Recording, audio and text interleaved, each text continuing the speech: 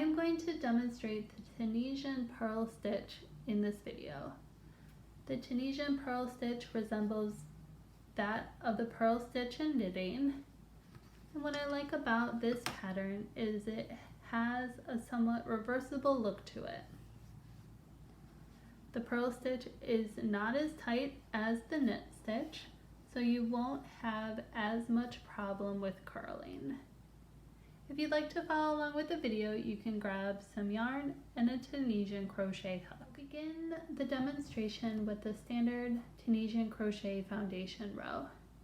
You can chain any number of stitches, and then for the forward pass of the foundation row, you'll insert your hook into the second chain from the hook, yarn over, and pull through. Then insert your hook into the next chain, yarn over, pull through.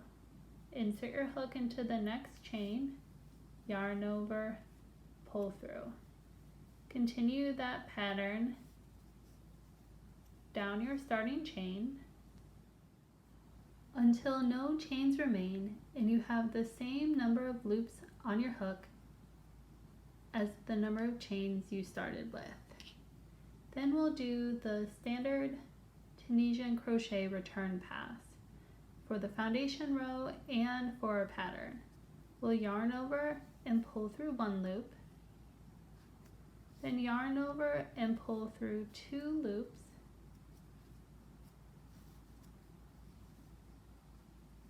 until one loop remains on our hook. Crocheting the standard foundation row helps set us up for the Tunisian purl stitch. And the steps for the Tunisian purl stitch forward pass are as follows.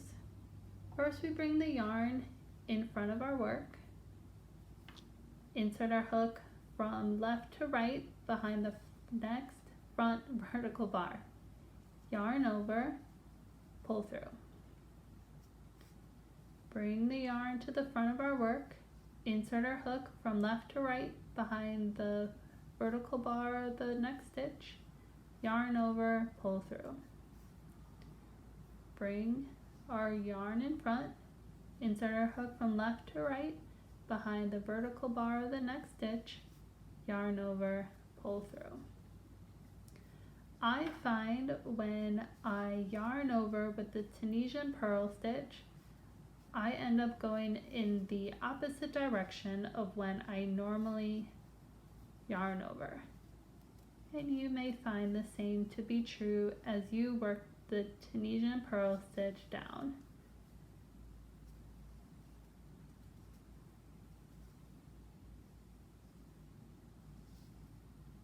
When you finish your forward pass, you should have the same number of loops on your hook as the number of stitches in your previous row.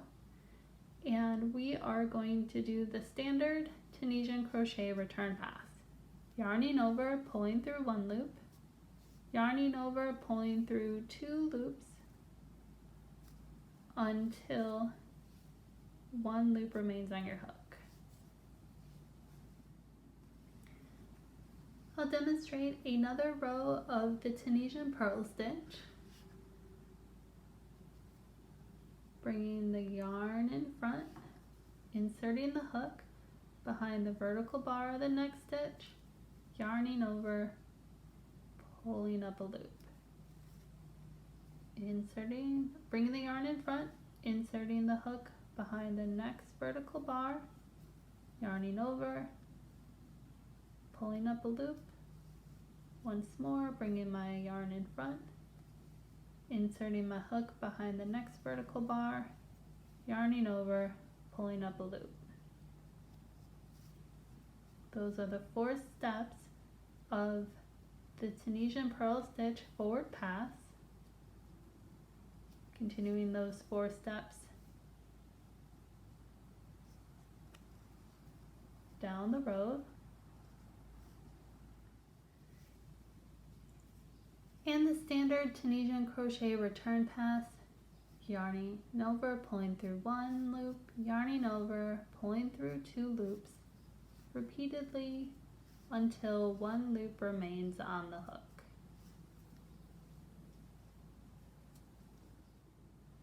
Let's examine the Tunisian purl stitch pattern once again, and we can compare it to the Tunisian knit stitch pattern. Notice how the Tunisian knit stitch pattern runs vertically, while the Tunisian purl stitch pattern runs horizontally. You can combine these two patterns to create different kind of textures in your Tunisian crochet. For example, here I show how you can create a ribbed pattern by lining up the knit stitches and lining up the purl stitches.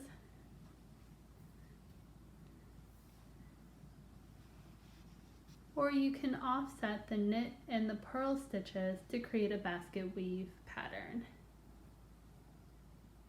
You can look for my other videos where I demonstrate the ribbed pattern as well as the basket weave pattern. If you have any questions or comments about this video, please leave them down below.